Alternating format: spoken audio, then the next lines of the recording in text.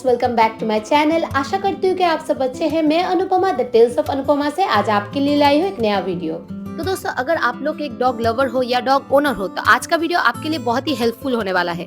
Because आज के video में मैं आपको बताने वाली हूँ 4 ऐसे मेडिसिन के बारे में जिसके बारे में एक डॉग लवर या डॉग ओनर को पता होना बहुत ही जरूरी है। और साथ ही में मैं आपको बताने वाली हूँ कैसे मैंने इन 4 मेडिसिन को यूज करके एक घायल डॉगी को इतने बुरे कंडीशन से एक अच्छे कंडीशन तक लाया। तो अगर आपको भी जानना है कि ये सब कैसे पॉसिबल हुआ तो प्लीज वीडियो को अंत तक देखिए। तो दोस्तों, वीडियो शुरू करने से पहले मैं आप सबको मिलाना चाहती हूँ मेरे गली के 3 बच्चों से, जो कि है भोला, लालू और काली। ये तीनों बच्चे हमारे गली में ही रहते हैं और गली के इर्द गिर्द जितने सारे घर हैं सबका सुरक्षा करते हैं। और वैसे ही हमारे गली में रहने वाले लोग इन तीनों बच्चों को बहुत ही प्यार करते हैं और इनकी देखभाल करते हैं। और उन्हीं में से मैं भी एक हूँ जो कोशिश करती हूँ इनकी देखभाल करने की, इनको फूड प्रोवाइड करने की, इनकी जरूरत के हिसाब से मेडिसिन प्रोवाइड करने की।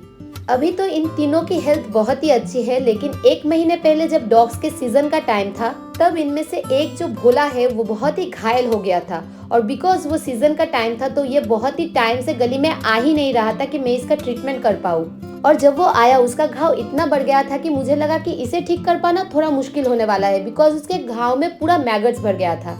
और इसीलिए मैंने देर ना करके जल्दी ही डॉक्टर से कंसल्ट किया और उनके बताए हुए मेडिसिन भोला को देना शुरू कर दिया। हाँ दोस्तों, आज के वीडियो में दिखाए गए सारे मेडिसिन मैंने डॉक्टर से कंसल्ट करने के बाद ही यूज किया है। और आप भी चाहो तो किसी घायल डॉगी को ठीक करने के लिए ये मेडिसिन यूज कर सकते हैं, क्योंकि ये बहुत ही सेफ है। बस जानने की जरूरत है कि इसे कितने मात्रा में और कैसे दिया जाए। तो पहले मैं बात करने वाली हूँ 2 लिक्विड मेडिसिन के बारे में, जिसमें से एक है बेटाडीन और दूसरा है कपिलाडेसोल। तो आप में से कईयों को बेटाडीन के बारे में पता ही होगा, बिकॉज ये ह्यूमन के लिए भी यूज किया जाता है। मगर जिनको पता नहीं है उन्हें मैं बता दूं, बेसिकली बेटाडीन को इन्फेक्ट हुए जगह को साफ करने के लिए इस्तेमाल किया जाता है और ये इन्फेक्शन के रिस्क को भी डिक्रीज करता है। तो मैं क्या करती थी, एक कॉटन बैंडेज को बेटाडीन में अच्छे से भिगो के भोला का जो घाव था उसे दिन में 2 से 3 बार अच्छे से साफ करती थी। घाव को साफ करने के बाद जो डेसॉल था वो मैं घाव में अच्छे से लगा देती थी। अब इस डेसॉल के बहुत सारे बेनिफिट्स हैं जो आपको स्क्रीन के ऊपर देखने को मिल जाएंगे, लेकिन इसका जो सबसे बड़ा बेनिफिट है वो है मैगट से हुए के नुकसान को ये बहुत ही अच्छी तरह से हील करता है। और भोला के केस में भी ये डेसॉल बहुत ही काम का साबित हुआ है।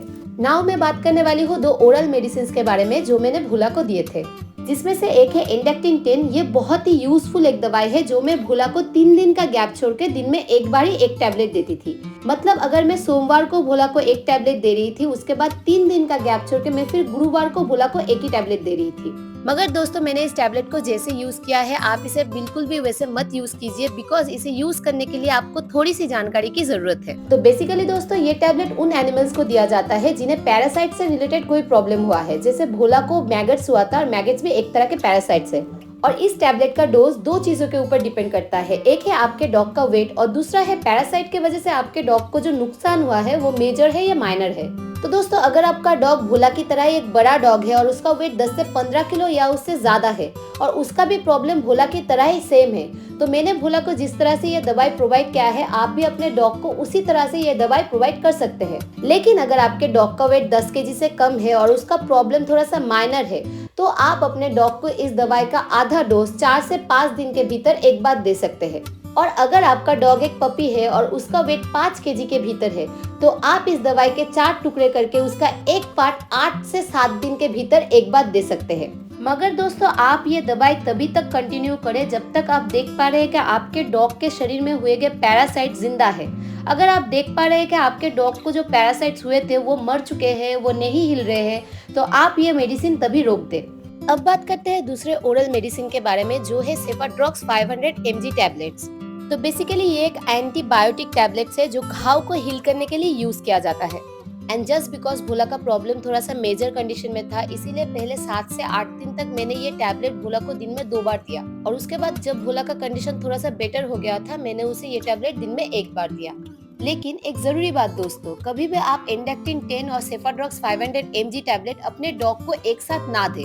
पहले आप अपने डॉग को इंडक्टिन 10 देके पैरासाइट का जो प्रॉब्लम है उसे सॉल्व कर लीजिए, उसके बाद ही आप एंटीबायोटिक टैबलेट का कोर्स चालू कीजिए, नहीं तो आपको अच्छे रिजल्ट कभी नहीं मिलेंगे। तो दोस्तों, आप लोग देख ही पा रहे होंगे कि भोला का जो इतना बड़ा घाव था वो ये 4 मेडिसिन यूज करने के बाद कितनी अच्छी तरह से भर चुका है और अभी भोला बहुत ही अच्छा है।